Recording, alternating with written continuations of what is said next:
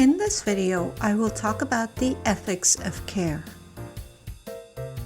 The ethics of care underline human relationships of care and criticize traditional ethical theories for creating an image of individuals as independent, autonomous, rational, and overlooking human dependency.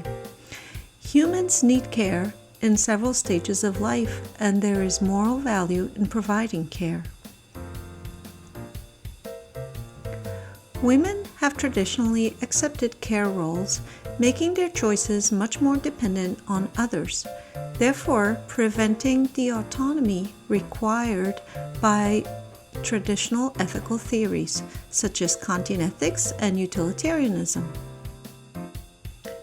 Ethics of care points out that traditional ethical theories present themselves as neutral, but in fact apply more to male traditional roles, and therefore may be skewed towards a male perspective and not really neutral.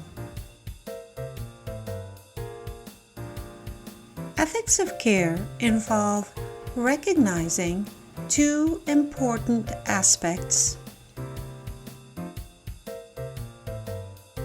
The ethics of care involve recognizing two important aspects in our ethical treatment of others that have been ignored by some of the existing ethical theories. These two aspects are relationships and emotions.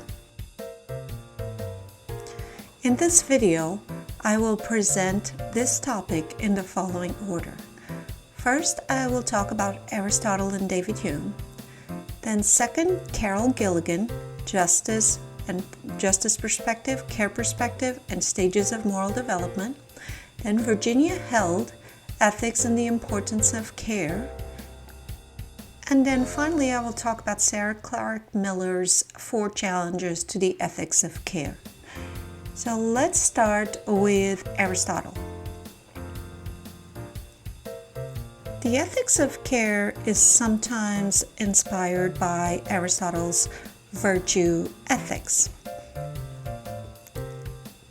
In virtue ethics, Aristotle argued that the most important virtue was friendship, because friendship was a sandbox where we can practice all our other virtues. Aristotle pointed out that we are better with our friends than with strangers, and definitely better with our friends than with enemies. And therefore, friendships are important to the development of our virtues.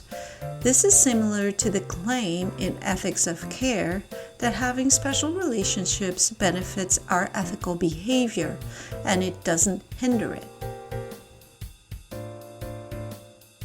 David Hume is another classical philosopher that can be associated with the ethics of care. David Hume famously claimed that in morality, reason is and ought to be a slave to the passions. Morality is a feeling, according to David Hume, a feeling of approval or disapproval directed at certain actions. And reason comes after in justification attempts that can be used to justify every feeling. If this is true, the right thing to do, according to Hume, is to educate feelings. Reasons will never change feelings, he thought. You would have to use stories, art, and so on, because those are the things that can change the sensitivity of an era, according to David Hume.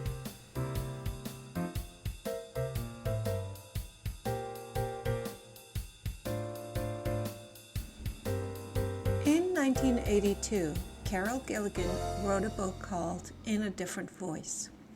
In this book, she claimed that men normally take a justice perspective, while women take a caring perspective when facing moral dilemmas.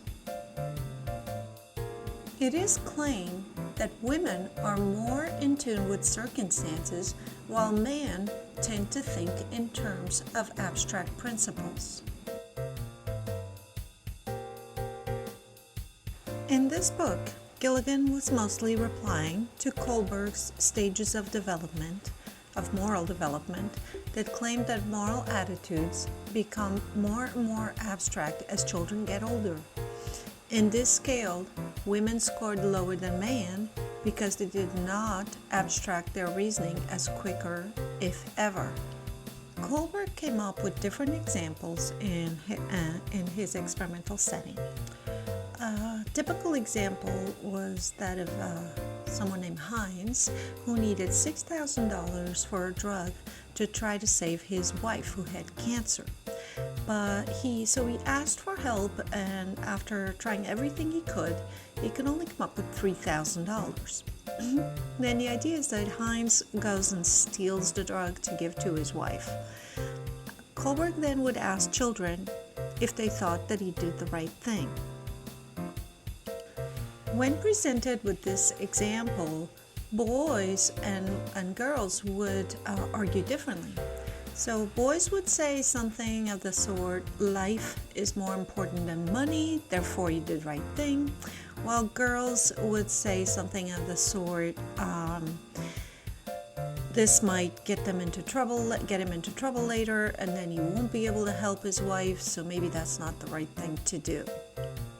The idea here is that the boy was comparing the value of two things, life and money, so it was more like a principle reasoning, while the girl was thinking more about circumstances and what could happen next. Gilligan here noted that Kohlberg's scales were male-centric and gave a higher rank to justice-based ethics than to care-based ethics. Instead of impartial research, the boys' responses were assumed to set the bar for what moral reasoning should be. This research, she claimed, was therefore suffering from gender bias. Instead of Kohlberg's scale, Gilligan proposed her own scale that was women-centric. So she distinguished between three levels of morality for women. She talked about pre-conventional morality, conventional morality, and post-conventional morality. In pre-conventional morality, she claimed that during this stage there's a strong focus on survival and self-interest, and that's the first stage. Then we go into conventional morality. During this stage, women prioritize selflessness and caring about others. The third stage of women's development would be post-conventional morality. And in post-conventional morality, women emphasize taking responsibilities for the consequences of their choices and gaining control over their own lives. Caring for others is a strong component of this high stage of moral development.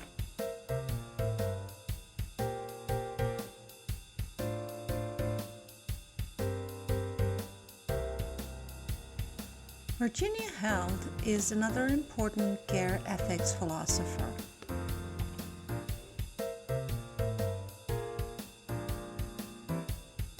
She criticizes traditional ethical theories for creating an image of individuals as independent, autonomous, and rational, and overlooking human dependency.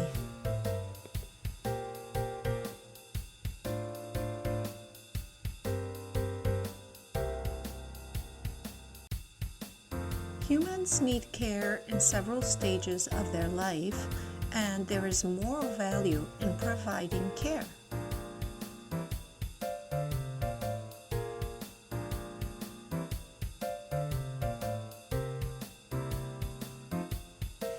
According to Virginia Held, emotions are important. While traditional ethical theories claim that emotions get in the way of impartiality and rationality, the ethics of care defends that emotions such as sympathy, empathy, responsiveness, and sensitivity have moral value and should be part of our moral arsenal.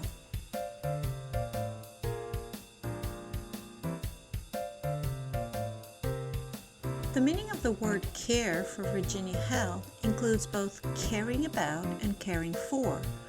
We also care for things better when we care about them. If you care about your kids, you will care for them better. And if you emotionally care about world hunger, you will do something about it. If you care about your job, you will do a better job. If this is true, then care is important to stimulate action, ethical action.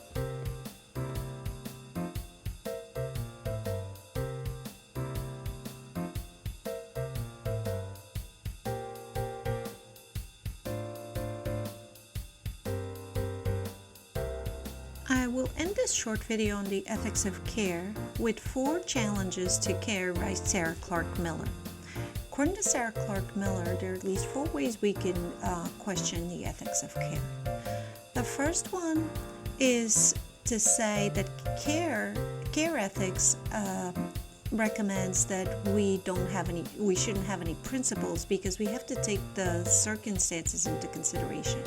And Sarah Clark Miller argues that we can in fact have principles but still evaluate circumstances. Those things are not incompatible. That's her first. Her second objection is that saying that stressing care could reinforce women's oppression, pegging them down as caretakers, and that could be a problem for women. That's her second objection. Her third objection is that personal relationships can make us too partial, and sometimes in ethical decisions we do need to take other people into consideration besides the people we have personal relationships with. Her fourth objection is that ethics of care requires us to care for something in order to be moral. And she asks, can we do something because it is right even if we don't care for it? It seems intuitive that we could do something right even if we don't personally care for it. So that's the fourth challenge to the ethics of care. I hope you enjoyed this short introduction to the ethics of care. See you soon. Thanks for watching.